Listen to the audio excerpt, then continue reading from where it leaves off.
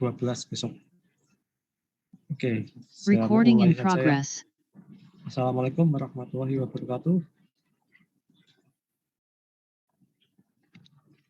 Salam sejahtera bagi kita semua. Semoga kita selalu diberikan kesehatan, tetap semangat dalam menjalani kuliah, tetap sehat. Ini jangan lupa belum menghapus waiting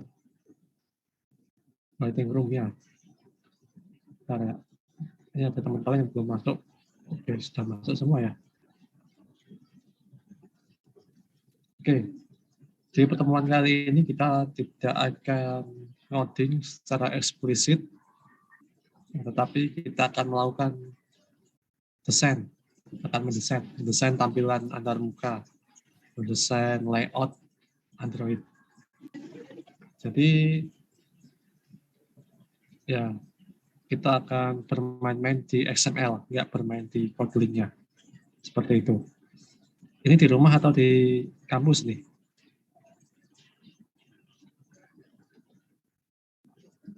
Ya, di rumah. Mas Bintang kelihatan suara hujannya, berarti rumahnya lagi hujan. Oke, di rumah semua ya ini ya. Ada yang di Polines? Kalau di Polines, ya saya di ruang dosen. Oke, terima kasih. Kita langsung masuk ke materi ya. Sebelum masuk ke praktikum, seperti biasa kita ke teori terlebih dahulu. Sudah kelihatan?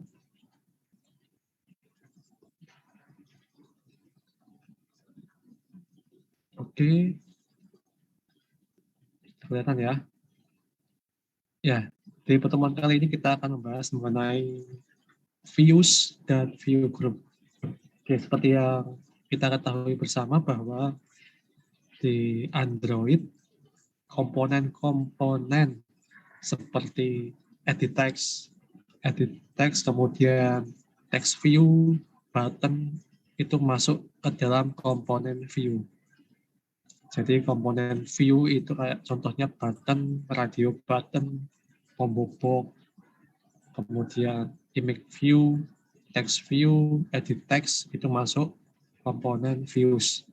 Sedangkan view group itu contohnya itu layout yang kita pakai, contohnya linear layout yang sering kita pakai, terus kemudian relative layout, constraint layout yang muncul pertama kali kita buat activity, itu menggunakan view group.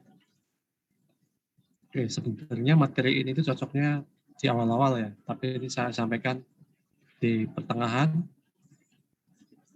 Di awal-awal kalian biar mengeksplor dulu mengenai layout Android.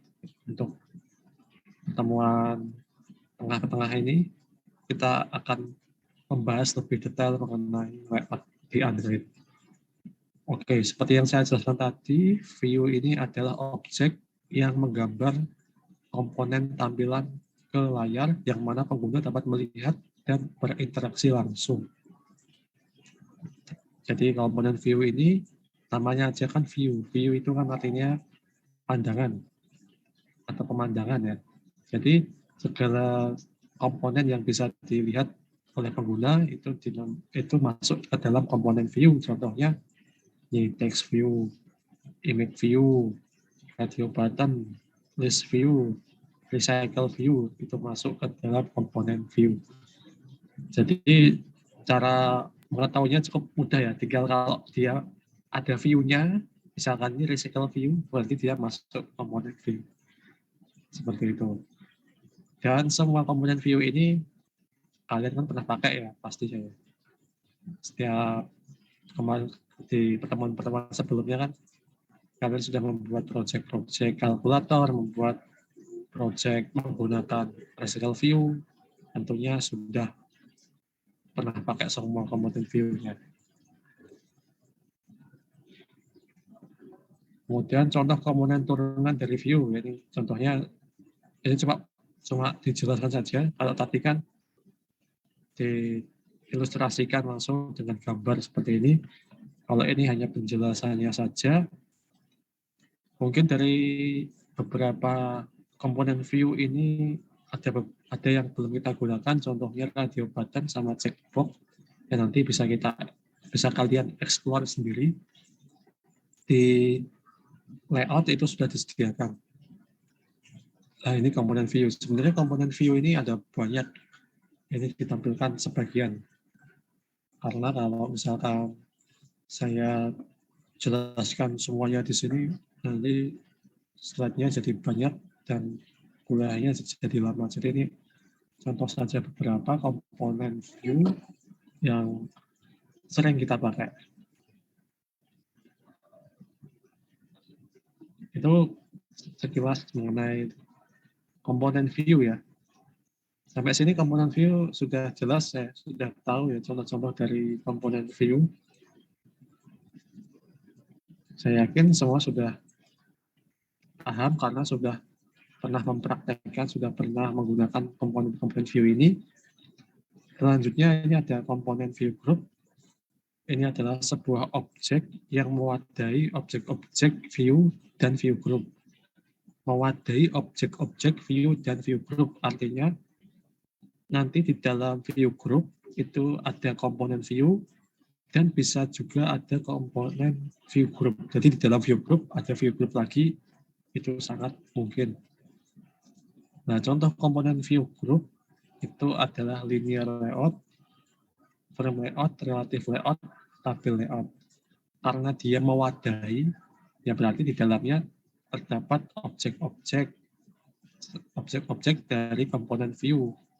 Ya, di dalam linear layout ada objek komponen view seperti button, seperti edit text, dan lain-lain. Ini contohnya ini hanya beberapa linear yang saya tampilkan. Sebenarnya ada beberapa, ini hanya beberapa view group yang saya tampilkan. Sebenarnya ada banyak layout atau banyak view group yang bisa kalian coba. Di sini ada constraint layout, ada scroll view, termasuk view group juga. Oke, ini ya. Tentu saja kalian pasti familiar dengan linear layout. Linear layout ini ya dia akan membagi tampilan antar muka dari Android itu ke dalam beberapa bagian. Bisa dibagi dalam bentuk kolom seperti ini, bisa dibagi dalam bentuk baris. Dan kebanyakan kita akan membaginya dalam bentuk baris, yaitu menggunakan linear layout orientation vertikal. Kalau vertikal berarti dia akan terbagi menjadi beberapa baris. Ya, kemudian ada linear layout, relative layout. Relative layout ini dia itu komponennya itu harus memiliki hubungan dengan komponen lain. Jadi misalkan ini ada image view, ya kita harus hubungkan dengan komponen di sini. Misalkan ini button, berarti kita harus hubungkan. Jadi setiap komponen itu harus saling terhubung, harus saling terhubung, dan jaraknya itu bisa kita atur sesuai kehendak kita, jaraknya relatif. Jadi kita bisa menentukan jaraknya, tinggal drag and drop itu juga bisa. Jadi relative layout ini bisa kita gunakan drag and drop, bisa kita coding pakai XML. Kalau linear layout kan lebih enak kalau kita pakai XML. Kalau relative layout itu menurut saya lebih nyaman kalau pakai yang bukan XML, jadi kita pakai GUI, pakai desain. Nah, yang ketiga ini constraint layout. Sebenarnya Google sebagai perusahaan yang bertanggung jawab dalam aplikasi Android itu menyarankan para developer Android itu menggunakan constraint layout. Untuk constraint layout ini ya dia itu ukuran dari view-nya, ukuran misalkan kita tambahkan gambar button seperti ini, komponen dari view-nya ini dapat fleksibel, dapat mengikuti ukuran layar seperti itu. Jadi di constraint layout ini dia itu harus misalkan gambar ini dia harus semua sisinya itu harus terhubung ke ke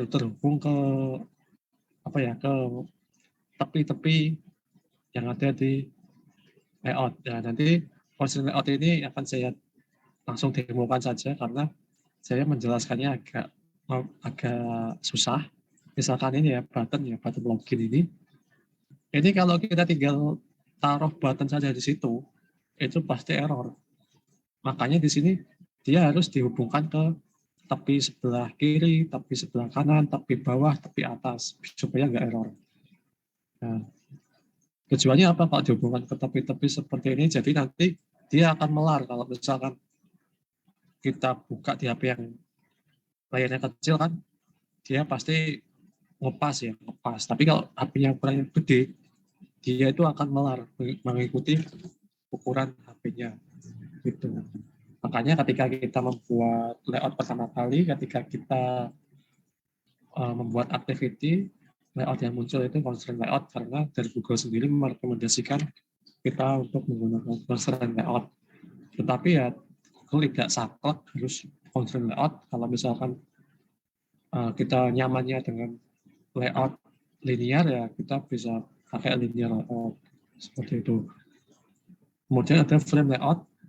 Frame layout ini dia itu karakteristiknya adalah menumpuk. Misalkan di sini kan ada yang warna pink ya, pink. Di atasnya ada warna hijau, di atasnya lagi ada warna biru. Nah, untuk frame layout ini biasanya itu digunakan oleh fragment. Jadi kalau kita pengen menempelkan fragment, itu biasanya kita gunakan frame layout. Gitu. Jadi dia menumpuk. Kalau tabel layout itu dia bentuknya tabel. Kalau di tabel layout ini nanti akan ada tabel row dan tabel kolom. Jadi nanti dibagi dalam baris dan dalam kolom. Tabel layout. Jadi kita kalau misalkan mau menampilkan data yang berbentuk tabel, kita bisa menggunakan tabel layout. Gitu. Jadi hierarki dari view dan view group seperti yang saya jelaskan tadi, di dalam view group itu memungkinkan ada view group lagi.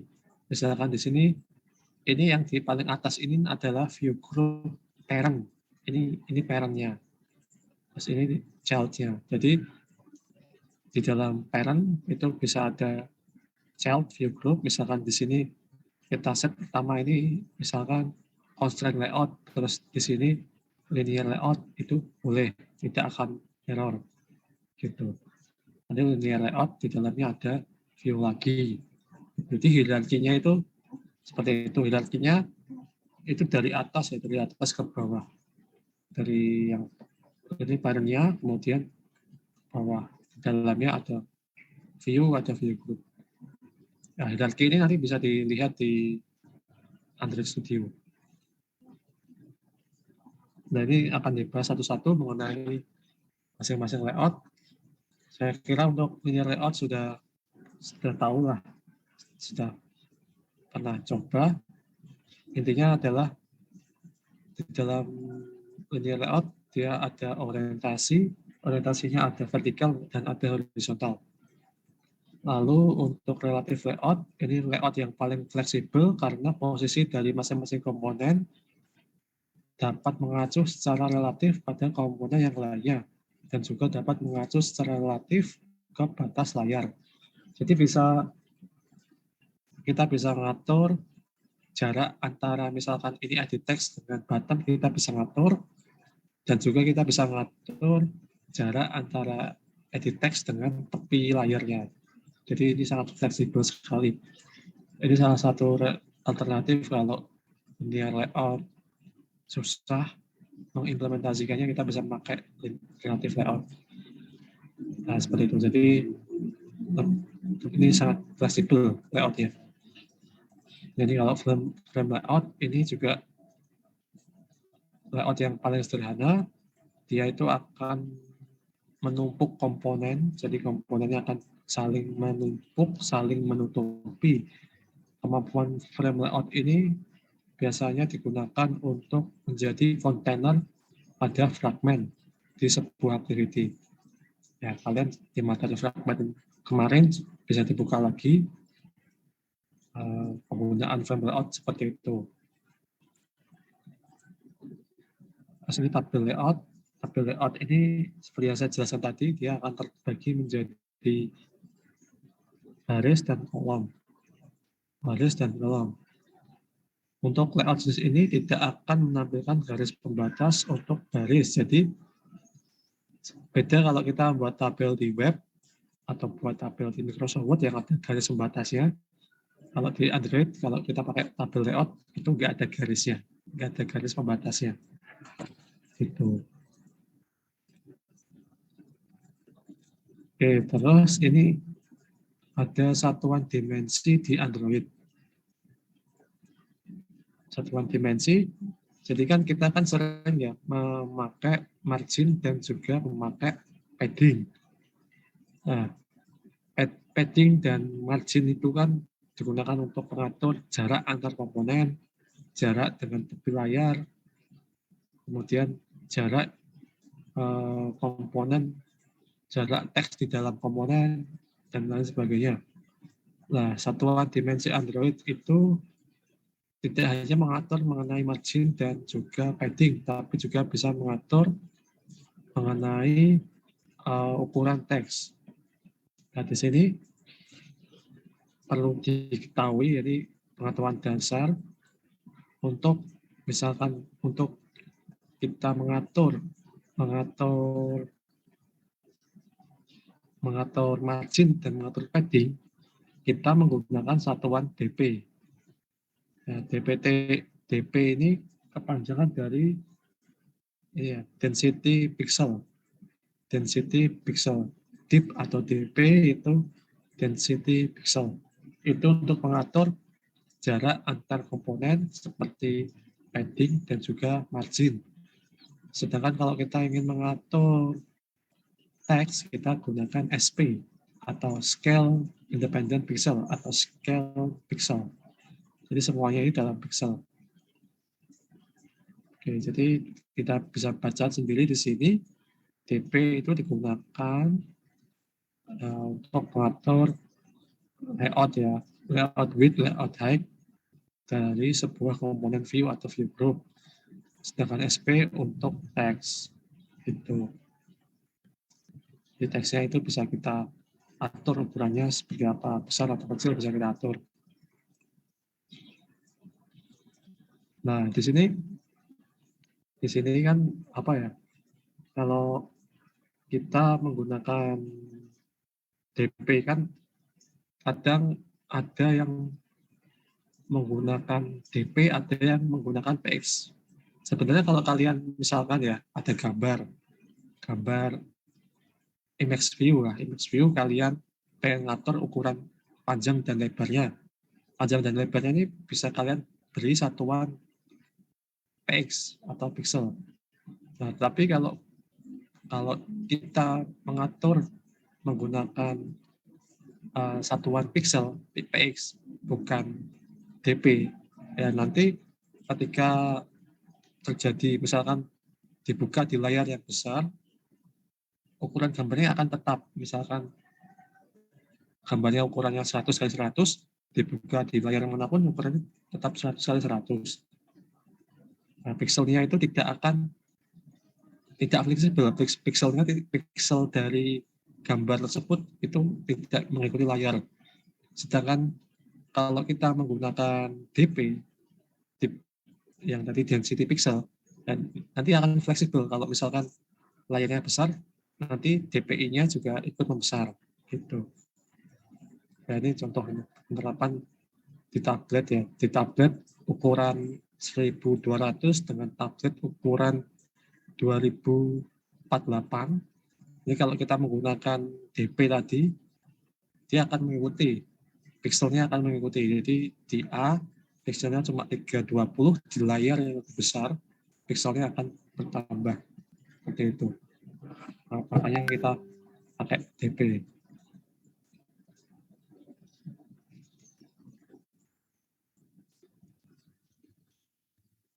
Terus ya ini seperti yang saya jelaskan tadi ya, DP ini kan fleksibel ya.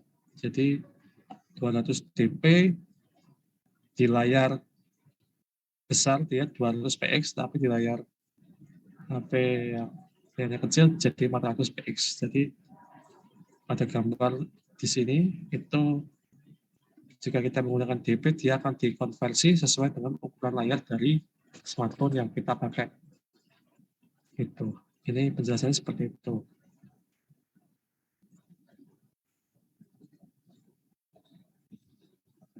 Oke, kayaknya sudah selesai untuk materinya. Sekarang kita masuk ke coding programnya ya. Coding programnya sebenarnya kita tidak ngoding secara eksplisit. Kita hanya akan membuat sebuah tampilan antarmuka. Oke, sampai sini ada yang mau ditanyakan nggak?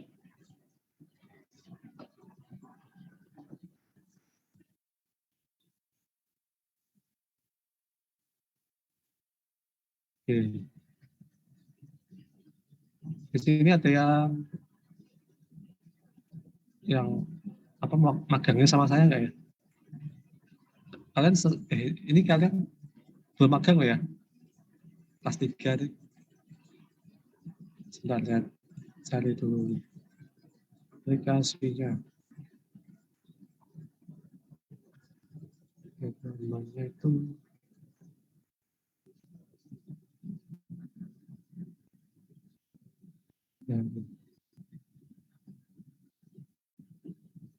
ya seperti itu. Dan Android ya paling enggak kalau misalkan Kotlin-nya nggak paham paling enggak ya bisa pakai XML lah ya. Itu. Jadi nanti kalau di projectnya Pak Pandu kan mungkin ada yang bagian desain antarmuka pakai XML ya paling enggak bisa lah menggunakan XML ini. Oke, ini nunggu kebuka ya. Waduh, oh, tinggal 10 menit.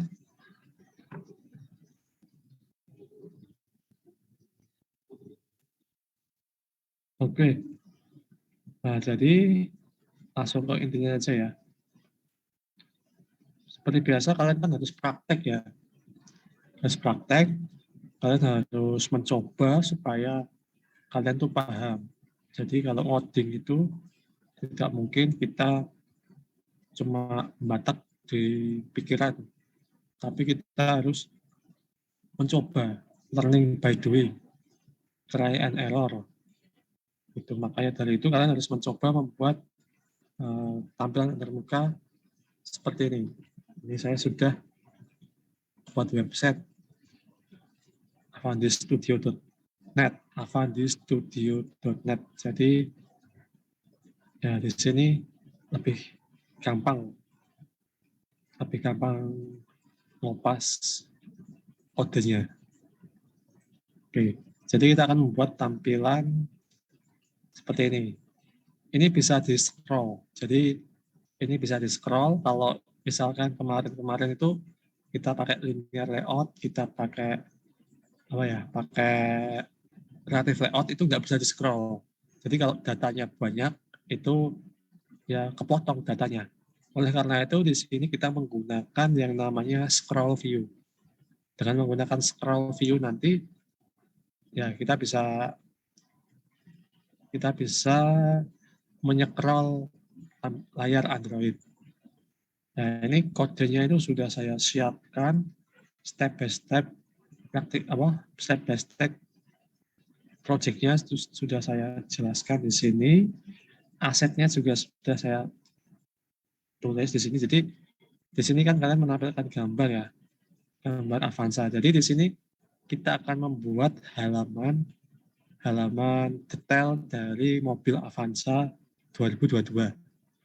Jadi karena di YouTube saya lihat kok banyak yang review Avanza ini, saya di YouTube saya kok isinya review Avanza, makanya saya coba buat tema Avanza saja. Jadi di sini nanti kalian buat tampilan untuk halaman detail, ya ini halaman detail Avanza, harganya cukup murah ya, 228 juta. Nah ini sudah saya share layoutnya. Ya, jadi kita bisa scroll kalau di layar yang ukurannya cuma 4 inch, nanti akan kepotong. Tapi kalau kita menggunakan scroll view, ini bisa di scroll sampai bawah. Jadi di sini ada deskripsi, ada spesifikasi, kemudian nanti ada tombol beli. Tapi tombol belinya nggak bisa diklik, cuma ini hanya tampilan saja. Ya ini modelnya lebih mudah di kopas, lebih mudah dipahami. Kalau di OCW kemarin kan susah dipahami ya, kodenya banyak errornya. Wah, nggak buka ya.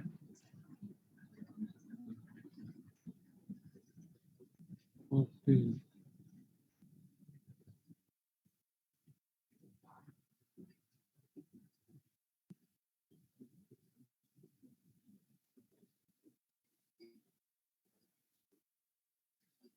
Di studio saya lagi error. Buka lagi yang udah studio.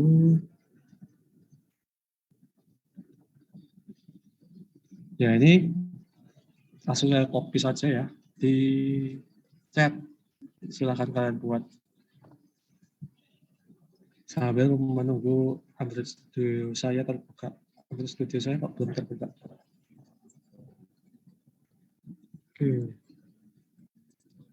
Itu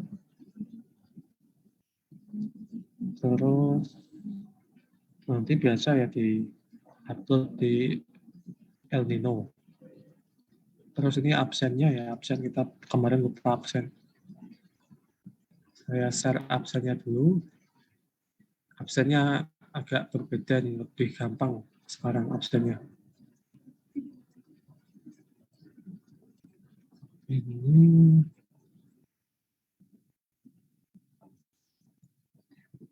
bentar.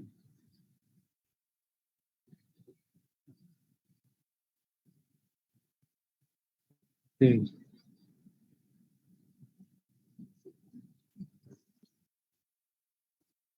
Nah, silakan absen ya. Absen di chat, silakan di absen. Nggak perlu nulis sekarang. Cukup cari nama kalian saja. Karena saya mau membuat grafik nanti. Visualisasi kehadiran. Mana yang studio saya kok belum terbuka nih. Tinggal 4 menit. Oh, ini sebenarnya saya juga mau menjelaskan ya mengenai constraint layout. Ya, saya bagi di sini ada 3 bagian, yaitu ada activity main, ada layout specification. Layout specification ini isinya itu hanya spesifikasi dari mobil Avanza di activity main menggunakan atribut include, ya ini include. Jadi kita akan menggabungkan layout seller dan specification ini menggunakan include ini. Jadi ini sendiri spesifikasi ini punyanya layout specification. Terus yang ini Toyota Nasmoko Semarang ini punyanya layout seller. Kemudian kita menggunakan scroll view ya. Scroll view itu supaya dia bisa di-scroll. Karena kan ini kan panjang banget nih. Oh, panjang banget. Kalau kita menggunakan linear layout, itu pasti akan kepotong dan informasinya itu ya nggak lengkap. Gitu. Maka dari itu kita gunakan scroll view supaya bisa scroll. Makanya di sini tulisannya kan dapat menggunakan scroll view. Seperti itu. Sampai sini ada yang mau tanyakan? Tinggal 2 menit.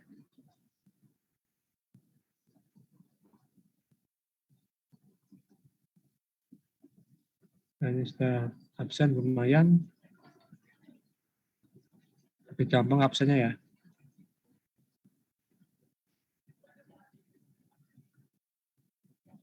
Oke, ini yang paling banyak hadir ini K2C ya, berarti ya 17 orang, K2D 13 orang.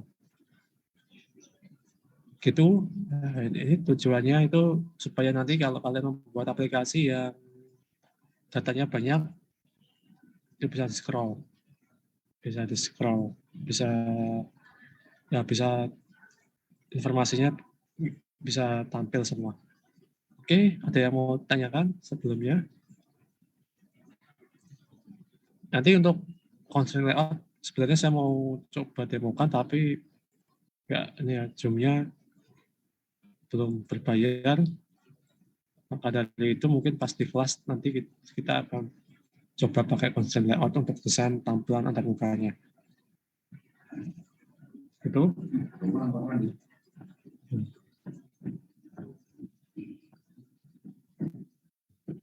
Ada yang mau tanyakan?